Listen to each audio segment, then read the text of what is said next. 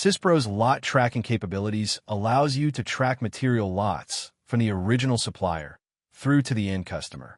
Specific products and materials may be marked as lot traceable, with or without inspection requirements. Syspro also allows you to set up mock recalls to ensure your procedures are working properly. The lot traceability upstream and downstream query allows you to track materials through your process. In our example, our product is the ZF1 with the component U237.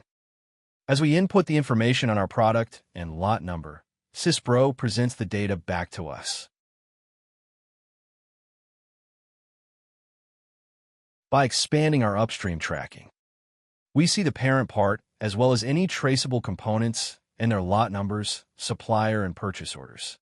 Syspro's smart links allow us to query data further. Expanding the downstream tracking will report information from after the product was made, including sales orders and the customer that the products were sent to. With Syspro's lot traceability, you can be confident in your ability to accurately track critical raw materials and components from your suppliers through your production process and onto the customers that ultimately receive them.